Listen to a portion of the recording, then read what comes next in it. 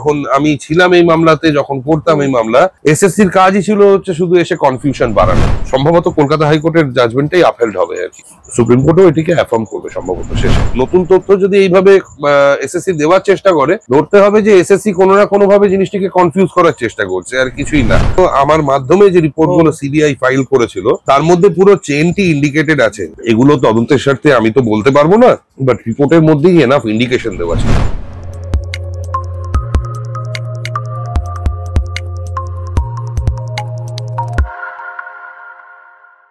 নমস্কার, আপনারা দেখছেন দ্য ইন্ডিপেন্ডেন্ট বেঙ্গল। আমি শিবম। সুপ্রিম কোর্টের শিক্ষক দুর্নীতি ইস্যুতে যে অর্ডার সুপ্রিম কোর্ট দিয়েছেন তা নিয়ে রীতিমতো সমাজ আড়াআড়ি বিভাজিত। তৃণমূল কংগ্রেসের মুখপাত্র, একাধিক মুখপাত্ররা টুইট করেছেন, খোদ মুখ্যমন্ত্রী বলেছেন সুপ্রিম কোর্টের জয় শিক্ষক সমাজের জয়।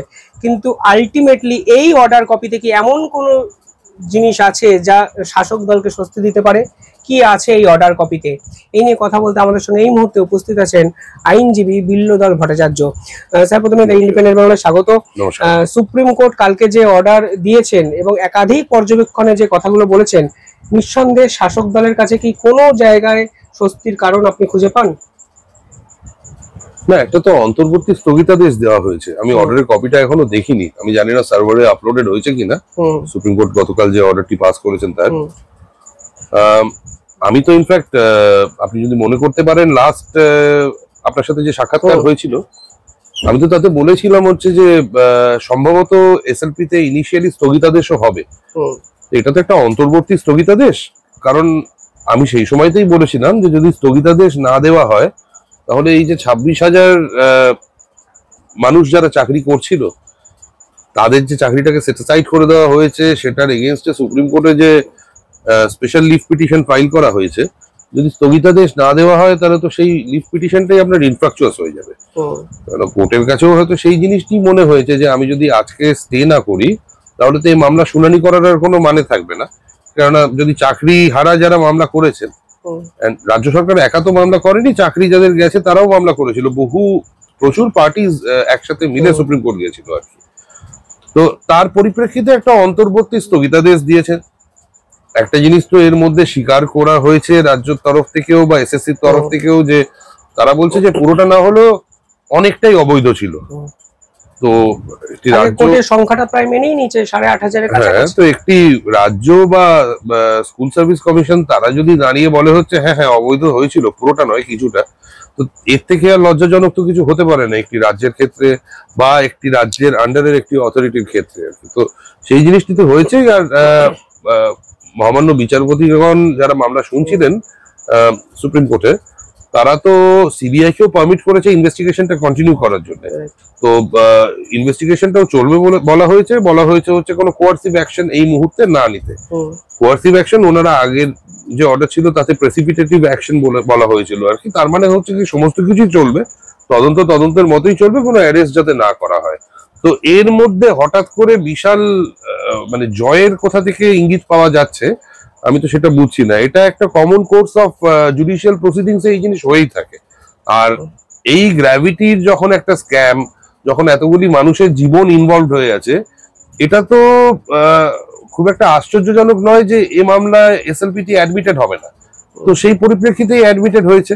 তো এখন একটা বিশাল আকৃতির একটা বিশাল জয় হয়েছে, জয় পরাজয়ের তো জায়গা আসছে না, কেননা মাননীয় বিচারপতিরা এটাও বলেছেন হচ্ছে যে এক্সপিডিশিয়াসলি এই জিনিসটিকে বিচার করতে হবে করে 16ই জুলাই বোধহয়, কারেক্ট করবেন যদি ডেটটা ভুল বলে থাকি, 16ই জুলাই আবার মামলাটি মানে হিয়ারিং এর জন্য রাখা হয়েছে, যেখানে বলেছেন যে এখানে ইন ডিটেলস হিয়ার আউট করা দরকার। তো এই ব্যাপার তো এখানে জয় পরাজয়ের তো ব্যাপার আসছে না, স্থগিতাদেশ হয়েছে। স্থগিতাদেশ সবসময় এটা অন্তর্বর্তী স্থগিতাদেশ। স্যার, অনেকে মনে করেছিলেন যে কালকে হয়তো এসএসসি কোর্টে যোগ্য এবং অযোগ্যের তালিকাটা প্রডিউস করতে পারেন, তুলে দিতে পারেন, কিন্তু সে অর্থে দেখা গেল যে ওরা মেনে নিলেন, তালিকা দেওয়ার মতো জায়গায় উনি পৌঁছালেন না। এসএসসির আমি যে কন্ডাক্ট দেখেছিলাম যখন আমি অ্যাপিয়ার করতাম এই মামলাতে সিবিআই হয়ে এক সময়, এসএসসি বিভিন্ন সময় বিভিন্ন আদালতে বিভিন্ন রকমের স্ট্যান্ড নিয়েছে। তো এসএসসি কি করবে, এসএসসি কি করবে না, এটা নিয়ে আমার মনে হয় না ভাবনার মধ্যে গিয়েই বরঞ্চ কলকাতা হাইকোর্টের যে জাজমেন্টটি আছে, যে জাজমেন্টটি এগেইনস্টে এসএলপি হয়েছে, তাতে কি বিচার হয় সেটাই দেখাটা বেটার হবে। কেননা আমি তো শুনছিলাম কালকে রাত্রিবেলাতে দেখছিলাম ইউটিউবে আরো কিছু লিঙ্কের থেকে আপলোডেড হয়েছিল এই প্রসিডিংসটা, কোর্ট প্রসিডিংস এর কিছু পার্ট। তো তাতে তো দেখছিলাম যে ইনিশিয়ালি একটা এরকমও সাজেশন দেওয়া হয়েছিল যে দরকার হলে একজন রিটায়ার্ড বিচারপতিকে এই কাজটি করার জন্য নিয়োগ করা হোক। কেন মানে হঠাৎ করে এই এত মানে নিজে থেকে ভলান্টিয়ার করে এই জিনিসের মধ্যে ঢোকানোর দরকার কি আর কি, আমি তো সেই জিনিসটি বুঝে উঠতে পারছি না। Sir SSC single bench division বেঞ্চে এই যোগ্য অযোগ্য তালিকা দিতে পারেনি, তারা সেগ্রিগেটটাই করতে পারেনি। হঠাৎ করে সুপ্রিম কোর্টে তারা বললেন আলাদা করে দেবেন। এইটা কি আইনত কতটা বৈধ যে এক একটা বেঞ্চে এক এক রকম আমি স্ট্যান্ড দিচ্ছি এবং এক সপ্তাহের মধ্যে নিজের ডিসিশনটা পরিবর্তন করছি? দেখুন, এসএলপি তে খুব রেস্ট্রিক্টেড স্কোপ থাকে, কোনো নিউ কোয়েশ্চেন বা নিউ ফ্যাক্ট অ্যাজ সাচ ওরকম ভাবে ইন্ট্রোডিউস করা যায় না। হাইকোর্টের সামনে যা হয়ে এসছে, রেকর্ডসে যা আছে সেটির ভিত্তিতেই এসএলপি তে সেই জিনিস তারপরে বিবেচনা করা হয় আইনত। তো এখন নতুন তথ্য যদি এইভাবে এসএসসি দেওয়ার চেষ্টা করে, ধরতে হবে যে এসএসসি কোনো না কোনো ভাবে জিনিসটিকে কনফিউজ করার চেষ্টা করছে, আর কিছুই না। মানে সবাইকে কনফিউজ করার জন্য এই জিনিস হয়তো বা এই সাবমিশন হয়তো করা হচ্ছে।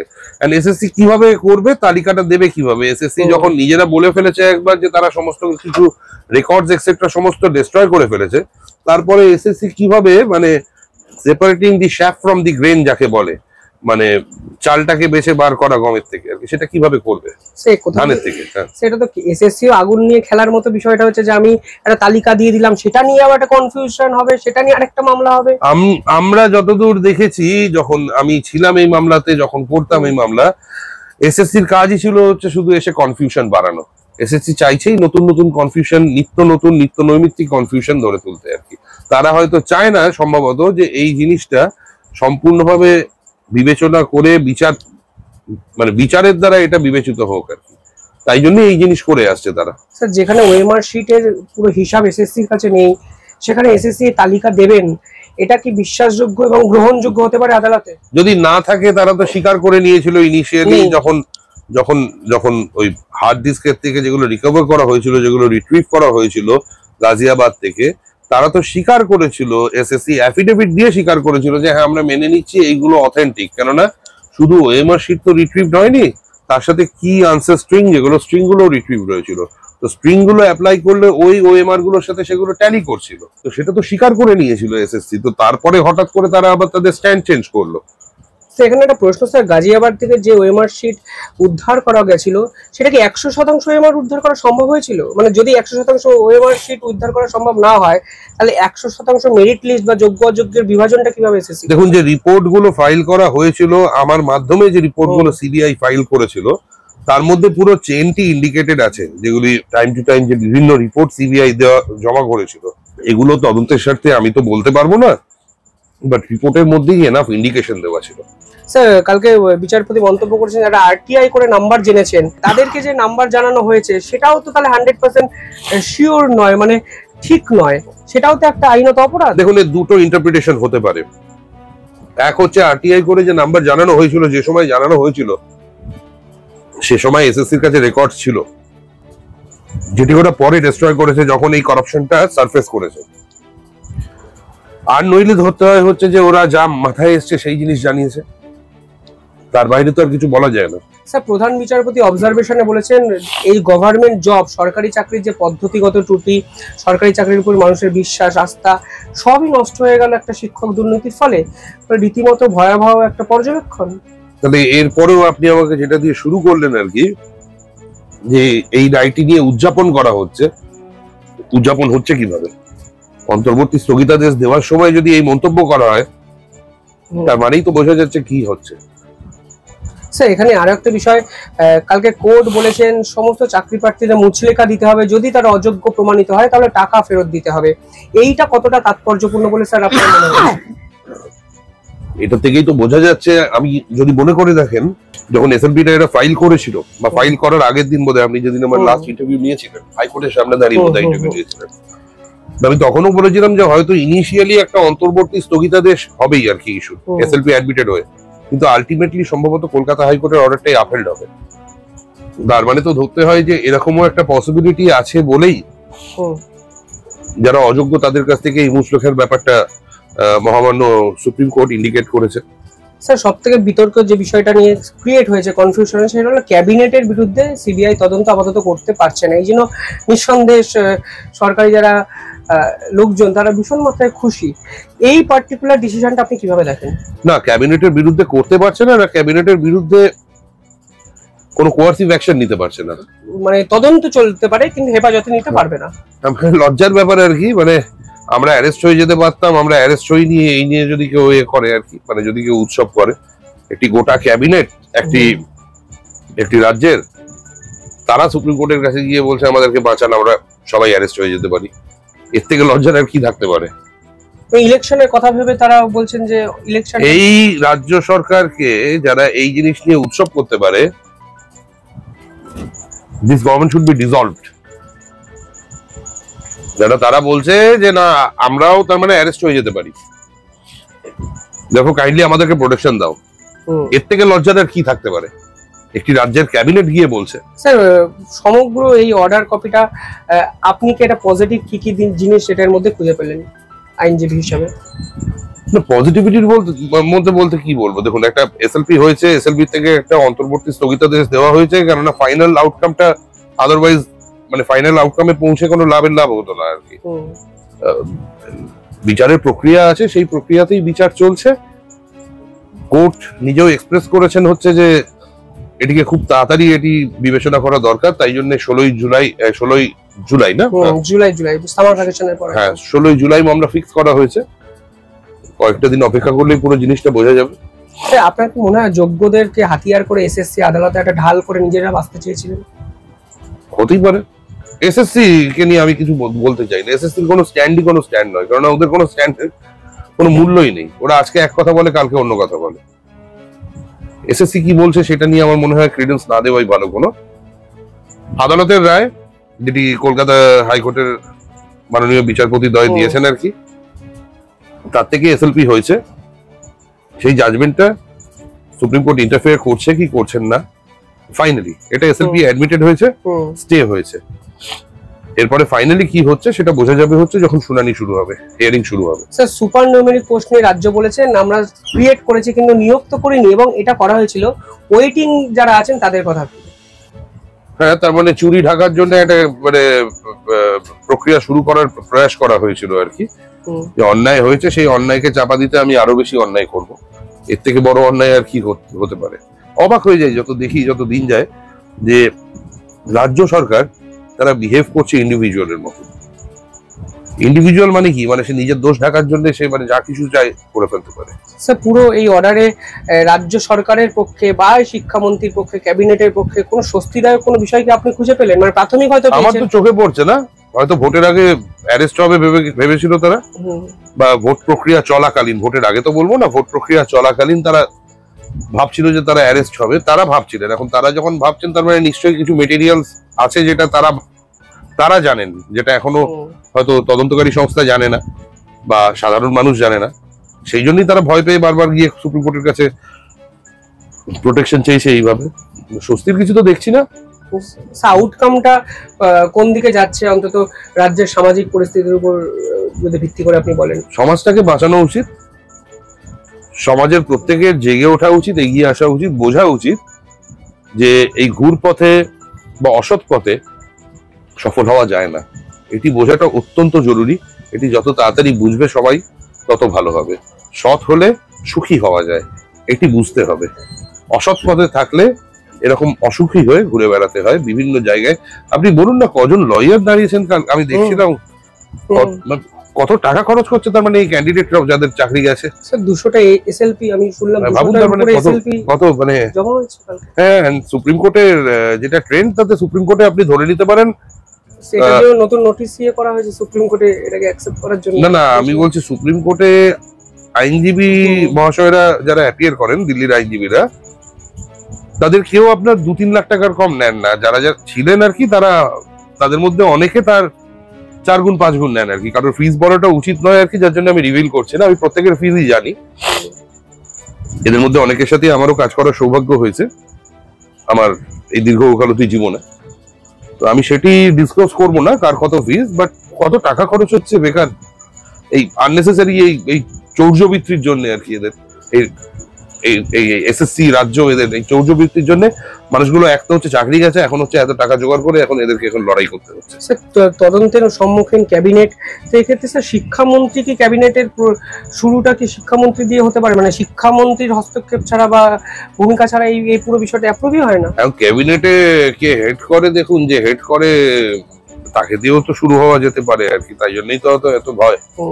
আশা করি সামনের দিন যখন মামলা হবে মাননীয় সুপ্রিম কোর্টে সিবিআই এর তরফ থেকেও নিশ্চয়ই রিপ্রেজেন্টেশন থাকবে, কেননা গত যে 2 দিন হিয়ারিং হয়েছে সিবিআই এর তরফ থেকে তো কোনো কিছু হয়তো রিপ্রেজেন্টেশন ছিল না। আশা করি সিবিআই এর তরফ থেকেও হয়তো বলা হবে আর কি যে কিভাবে তদন্ত করা হয়েছে আর তদন্তে কি কি উঠে এসছে, সেটা করলে আমার মনে হয় সুপ্রিম কোর্টেরও বিচার করতে জিনিসটি আরো সুবিধে হবে আর কি। কেননা প্রচুর রিপোর্ট ফাইল করা হয়েছিল সিবিআই এর তরফ থেকে, সেই সবকটা রিপোর্টের থেকে রেলিভেন্ট জায়গাগুলো যদি পয়েন্ট আউট করা হয় তাহলে বিচারের ক্ষেত্রেও আমার মনে হয় যে জিনিসটি অনেক হেল্পফুল হবে আর কি, সত্যিটা উদ্ঘাটিত হতে আরো মানে কি সহজ হবে আর কি। আপনার মনে হচ্ছে সিবিআই চাইলেই অন্তত এই ব্যাপারটা খুব দ্রুত মীমাংসা হয়ে যাবে, মানে ক্যাবিনেট কারা জড়িত আসল মাথা খুব সহজেই উত্থাপিত হতে পারে বলে? দেখুন সিবিআই আমি বলবো দারুণ ইনভেস্টিগেশন করেছে, যা করেছে সিবিআই একটা অসম্ভবকে সম্ভব করেছে এই ইনভেস্টিগেশনের মাধ্যমে, যেভাবে ওরা ইনভেস্টিগেশন করেছে। এখন বর্তমান সময়ের সাপেক্ষে কি মনে হয় সিবিআই আরো তৎপর হয়ে চাইলেই এটাকে একটা চেকমেটের মতো না, এত বড় একটা স্ক্যাম, এত বড় এই ম্যাগনিটিউডের যদি একটা স্ক্যাম হয়, এখন এর শেষ অবধি পৌঁছতে তো আপনার সময় লাগবে না, সিবিআই এর পক্ষেও তো এটা হিউম্যানলি পসিবল নয় না যে আমি আজকে ধরে কালকেই শেষ করে দিলাম একটা। আর তার থেকেও বড় হচ্ছে প্রাইমারি স্ক্যাম হচ্ছে এর থেকে অনেক অনেক বড়, আমি যে কথা বারবার বলে আসি। সিবিআই প্রাইমারি স্ক্যামটাও করছে, সিবিআই মিউনিসিপাল স্ক্যামও করছে, তো এগুলো করতে এতগুলো স্ক্যাম একসাথে করতে গেলে তো সময়টা লাগবে, মিনিমাম তো সময় লাগবে। তো করছে সিবিআই, আমরা যথেষ্ট কি বলবো মানে এটি সিবিআই করছে বলেই সত্যিগুলো সামনে এসছে। সিবিআই এর জায়গায় এটা যদি রাজ্য পুলিশ করতো তাহলে আজও অব্দি হয়তো তাহলে একদিনে হয়তো এফআরটি জমা পড়তো আর কি, মানে চার্জশিট হতোই না আর কি এই কেসে। তো বিগ থ্যাঙ্কস টু সিবিআই যেটা করেছেন তার জন্য। এখন স্যার আপনি কি চেক এবং মেট এই দুটোর মধ্যে একটা সূক্ষ্ম পার্থক্যটা এখন দেখতে পাচ্ছেন, খালি চোখে দেখা সম্ভব হচ্ছে, মানে এতটা গিয়ে হাইকোর্টের ডিভিশন বেঞ্চেও কার্যত জিতে সুপ্রিম কোর্টের এই জায়গায় দাঁড়ানো আপনার স্যার? না, এটা তো বিচার প্রক্রিয়ার একটা নর্মাল একটা রুটিন ধারা, এটা বেসিক্যালি এসএলপি অ্যাডমিটেড হয়েছে, স্টে করা হয়েছে, কিন্তু সিবিআই ইনভেস্টিগেশনটাকে স্টে করা হয়নি, আবার স্টে করা হয়েছে ওই পার্টটা যেটা স্টে না করলে মামলাটা ইনফ্রাকচুয়াস হয়ে যাবে।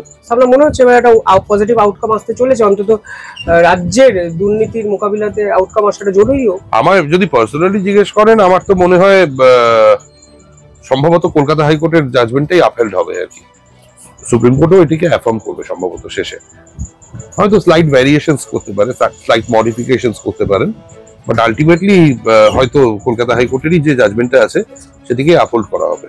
অবশ্যই অসংখ্য ধন্যবাদ। পরিষ্কারভাবে এখনো আশাবাদী, অন্তত আইনের ধারা মেনে এখনো তিনি মনে করছেন ডিভিশন বেঞ্চের যে জাজমেন্ট আছে সুপ্রিম কোর্ট সেটাকেই মান্যতা দেবে।